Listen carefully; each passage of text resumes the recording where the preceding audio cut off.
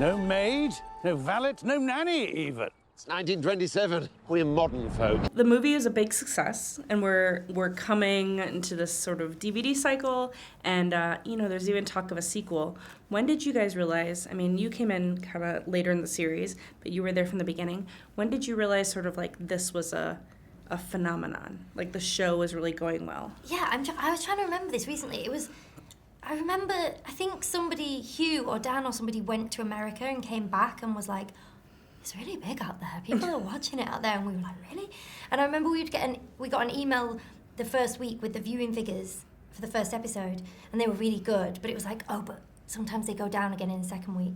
And then the second week they went up, and everyone was like, they've gone up. That never happens. And it just sort of was like this weird slow burn. We were all it was just happening, and we were, really surprised and excited. And it's the same with the film. We didn't have a clue that it was going to be this big. You guys both play sort of like downstairs people.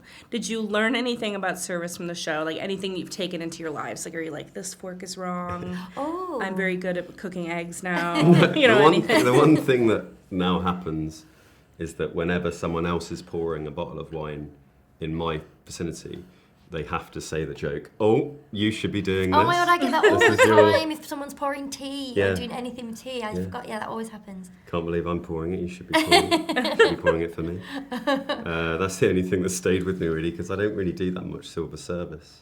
Interestingly, me and Leslie still can't cook, so it hasn't taught us how to cook, even though we're pretending to do that all the time. But you get good at doing a very specific thing and not looking terrible.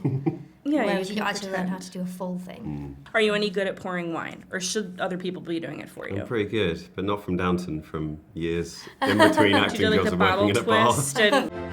A royal luncheon, a parade, and a dinner. I'm going to have to sit down. How's it all going? Mary's got it under control. Hardly. There's kind of an article about there that says that Daisy is kind of a vampire because she, in the sense that, like, she never really ages on the show. Like, she always seems to be sort of this consistent age. How old is she, do you think, when the show starts, or do you know? God knows. I think she was sort of a teenager. I think, like, 15? Mm-hmm. It's a stretch, isn't it? But I think she was 15 because I remember being shocked learning that people would do that job that young. I think they could do that from when they were 13. Because I got on set and I'd got my props given to me when I was the scullery maid, and they were really heavy. And I probably wasn't carrying as much as she would have been. And it was hard work. So to be so young doing that is kind of mad to think of now. But yeah, I think she was a teenager. And she's just been kept young in that it's all the, I don't know, all the kitchen all the steam. All the steam. Steaming, very cleansing. Do you guys have a favorite sort of anachronism from the show or from filming? Like, it's all very seamless when we see it, but then you guys have sides and cell phones, and Phyllis was saying she likes it when all the downstairs people like go up the stairs and then there's just the landing. And that is my favourite, when we all go up the fake stairs and we're all just like really squashed in at the top because it leads to nothing. But yeah, there's loads of stuff like that, isn't there? I like the bells that just the other side is just like a runner, just with a string. It's so not as cool as you think. Yeah. The movie is sort of about the queen coming to Downton, or the king, rather, coming to Downton. Mm-hmm. Who would you guys want to host at your house, like from the royal family?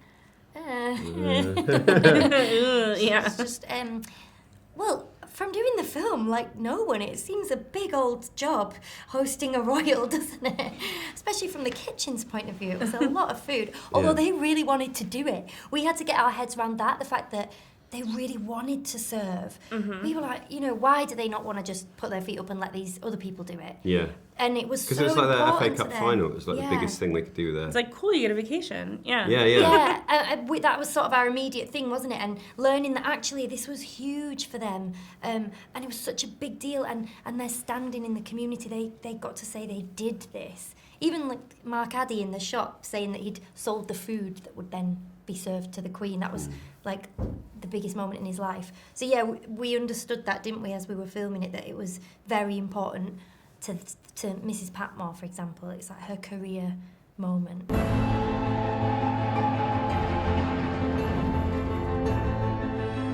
Blimey. The King and Queen are coming to Downton. What?